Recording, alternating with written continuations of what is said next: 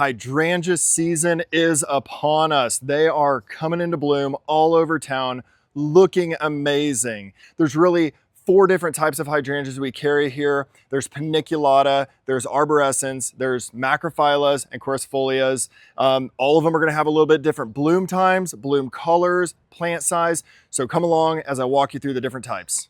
All right, these here are the macrophylla type hydrangeas. These are what people think of when they think of the huge blue and pink flowers. These are going to be a real shade loving hydrangea. We do not want to put these out in full hot sun. They will not be happy there. So somewhere in more shade. They can take a couple hours of sun early in the day, late in the day. But when you think of your blue and pinks, the macrophyllas are a great option. This is one you need to insulate in the wintertime around the crown because they are going to bloom on old growth. And so we need to make sure that we protect that crown of the plant in the wintertime. All right, so here we are by the arborescens type of hydrangea. Arborescents have these huge white snowball-like blooms, make a huge impact in the landscape. These types really want to be in more shade. They can take a few hours of sun, and especially if it's morning sun. If it's like you're getting sun from 2 to 5 in the afternoon, that really hot part of the day, they're probably going to do a little bit of heat stress wilting, but in shade, these are phenomenal. They get these huge blooms on them. It's really a late spring into early summer bloomer, but loaded with blooms. This one here is called Flowerful. It's a newer introduction into the market.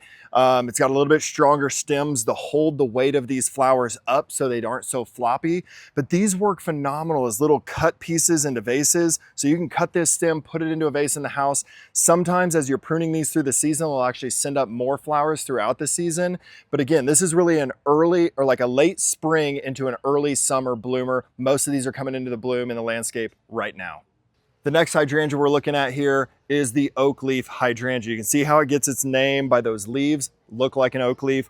This is going to be a late spring into early summer bloomer. These range anywhere from 3 to 4 feet in height or all the way up to 6 to 8 feet depending on the variety. So it can work really good as a screening plant as well. Going to be really happy in part sun. So a few hours of sun, but a lot of shade. These guys are really happy. They can tolerate a little bit more sun. They're going to be really happiest in that part sun situation. All right, the last hydrangea we're talking about is paniculata type hydrangeas. These have that cone-shaped flower. This is our most popular type of hydrangea in that there are a ton of different varieties we carry. Some of our most favorite are gonna be Little Hottie, Bobo, Limelight. These are phenomenal varieties that actually prefer full sun. So we want at least 5 to 6 hours direct sun on these guys for them to perform their best.